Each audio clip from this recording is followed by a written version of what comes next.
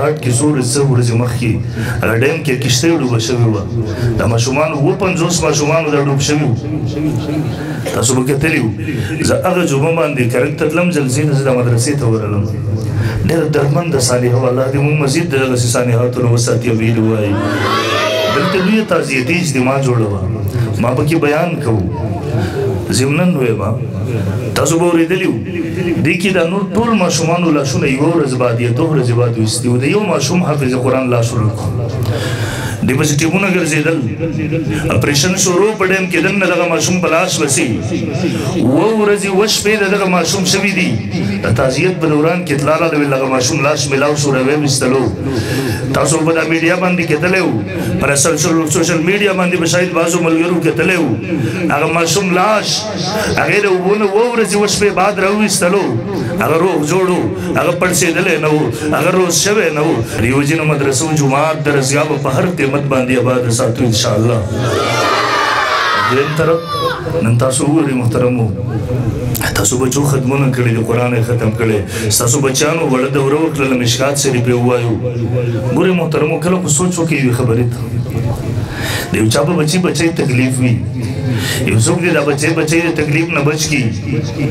مونږ تاسو څومره شکریا ادا کوو احسان مونږ د کوهاټ کې څو ورځې مخکې هغه ډیم کې کښتۍ ډوبه شوې وه د ماشومانو 50 ماشومانو دا ډوب شوي وو تاسو به کتلي وو زه هغه جمعه باندې کرک ته تلم جلسې ته زه د مدرسې ته ورغلم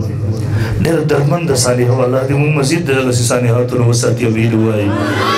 دلته لویه تعزیتي اجتماع جوړه وه ما پکې بیان کوو ضمناً ویمه تاسو به اورېدلي وو دې کې دا نور ټول ماشومانو لاسونه یوه ورځ بعد یا 2 ورځې بعد ویستي وو د یو ماشوم حافظ قرآن لاس ورکړو دی پسې ټیمونه ګرځېدل اپریشن شروع په ډیم کې دننه دغه ماشوم په لاس وسي 2 ورځې 2 شپې د دغه ماشوم شوي دي د تعزیت په دوران کې اطلاع راغله دغه ماشوم لاس میلاو شو را ویستلو تاسو په دا میډیا باندې کتلی وو پر سوشل میډیا باندې به شاید بعضو ملګرو کتلی وو هغه ماشوم لاس هغې د اوبو نه 2 ورځې 2 شپې بعد راویستلو